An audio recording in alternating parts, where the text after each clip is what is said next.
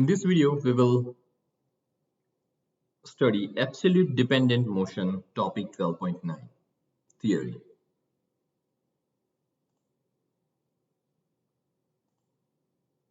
Absolute dependent motion analysis of two particles. When motion of one object depends on the motion of another object, then it is called the absolute motion analysis. And we will learn how to calculate position, velocity, and acceleration of particles undergoing this type of dependent motion. That is the objective. When particles are interconnected by a cable, the motion of the particles are always dependent. If the motion of one particle is dependent on that of another particle, each coordinate axis system for the particles should be directed along the path of the motion. That's the correct answer.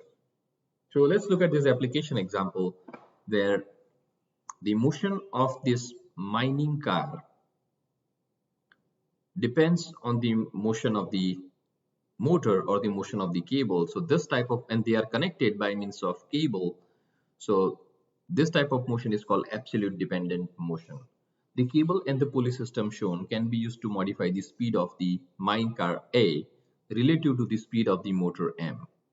Now the whole purpose of this pulley system here is to reduce the amount of force required by the motor to lift the mining car. So we have 4 cables attached to the mining car and we have only 1 cable attached to the motor. That means motor needs to apply only 1/4 of the force required to lift this mining car. It is important to establish the relationship between the various components various motions in order to determine the power requirements for the motor and the tensions in the cable. For instance, if the speed of the cable is known because we know the motor characteristics, how can we determine the speed of the mine car? So to answer that type of question, we need to apply absolute dependent motion. And will the slope of the track have any impact on the answer? What do you think? It will. Another application example where there are two objects, car or truck, and there is this furniture which is attached through this cable. So rope and pulley arrangements are often used to assist in lifting heavy objects. The total lifting force required from the truck depends on both the weight and the acceleration of the cabinet. How can we determine the acceleration and velocity of the cabinet if the acceleration and the velocity of the truck is known?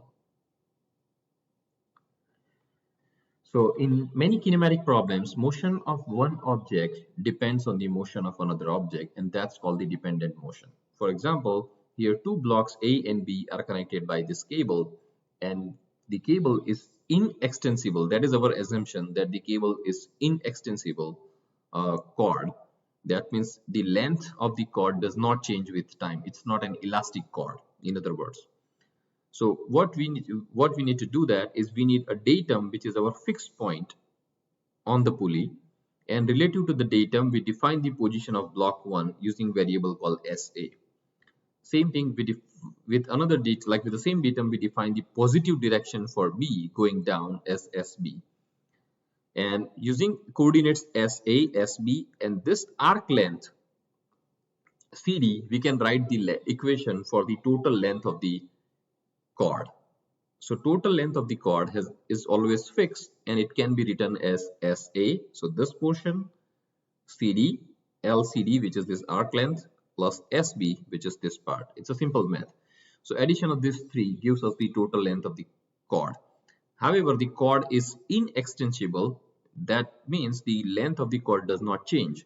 So if we take the derivative of this equation, then dLc by dt, that is this segment, does not change, even though the cord actually slides on the pulley, but the total length of the cord in contact with the pulley always remains same, and that does not change with time. Same as the total length of the cord always remains same, so that is 0. However, SA and SB changes as the blocks move up or down the ramp. So by taking the time derivative of position equation, we can calculate the velocity equation. So dsa by dt is nothing but derivative of position relative to time, which is velocity of b, and sorry, velocity of a, and dsb by dt is velocity of b. So this equation can be reduced to velocity of a plus velocity of b equal to 0. In other words, velocity of b equal to negative that of velocity of a.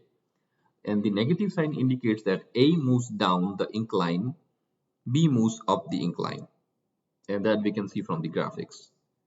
And by similar way, we can take one more derivative of this equation relative to time and get the acceleration equation. So acceleration of A plus acceleration of B is 0. In other words, acceleration of B is negative of acceleration of A. And that's the theory portion. And in the next video, we'll learn about the problem solving.